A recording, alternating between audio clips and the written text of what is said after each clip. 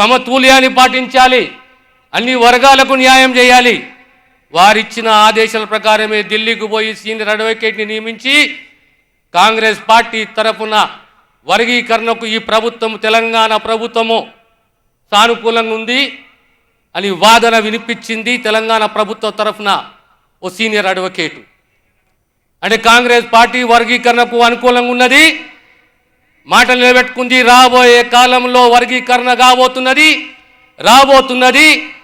తెలంగాణ రాష్ట్రంలో అన్ని వర్గాలు, దళిత వర్గాలకు న్యాయం చేసే దిశగా, అది మాలనే కానీ మాదిగనే కానీ న్యాయం చేసే దిశగా రేవంత్ రెడ్డి గారి నాయకత్వంలో కాంగ్రెస్ పార్టీ, కాంగ్రెస్ ప్రభుత్వము కట్టుబడిన విషయాన్ని మీకు సవినయంగా తెలియజేస్తున్నాను.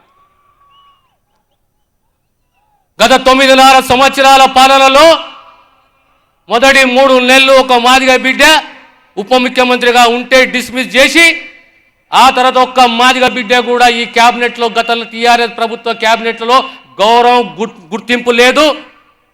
క్యాబినెట్ మంత్రిగా ఇక్కడ అవకాశం దిక్కలేదు గత 9.5 సంవత్సరాలలో. కానీ ఈరోజు, ఆ రోజు ఉషా మేరా కమిషన్ రిపోర్టే కానీ, ఈరోజు సుప్రీంకోర్టులో వాదనలే కానీ, వర్గీకరణకు రేవంత్ రెడ్డి గారి నాయకత్వంలో కాంగ్రెస్ పార్టీ, కాంగ్రెస్ ప్రభుత్వం కట్టుబడి ఉన్నది. మాదిగలకు ఎప్పుడు టీఆర్ఎస్ ప్రభుత్వం ఎప్పుడు గుర్తించలేదు, గౌరవించలేదు. దురదృష్టం ఏంటంటే ఈరోజు బీఎస్పీ లాంటి పార్టీ మళ్ళీ పోయి దొరతోటి చేయగలుగుతున్నది. ఒక్కసారి ఆలోచన చేయాలి. తెలంగాణ మాదిగ బిడ్డలు, దొరకు మనకు పడుతుందా? ఎప్పుడు పడదు. ఆత్మగౌరవంతో బతికే బిడ్డలు, దళిత బిడ్డలు, మాదిగ బిడ్డలు. కానీ దురదృష్టం ఏంటంటే మళ్ళీ ఈరోజు దొరకు దళితుల అవసరము, మాదిగాల అవసరము. అందుకే మళ్ళీ బీఎస్పీతో చేయగలిపిండు. మనమందరము అప్రమత్తంగా ఉండాలి, జాగ్రత్తగా ఉండాలి. కాంగ్రెస్ పార్టీ మాట ఇచ్చింది, 6 గ్యారెంటీల మాటనే కాదు, గతంలో సప్లాన్ చేసింది కాంగ్రెస్ పార్టీ, కాంగ్రెస్ ప్రభుత్వం. దళిత బిడ్డగా, మాదిగ బిడ్డగా core committee, high command core committee ముంగట తెలంగాణ వాదన వినిపించింది దామోదర్ రాజనరసింహ అనే మాదిగ బిడ్డ.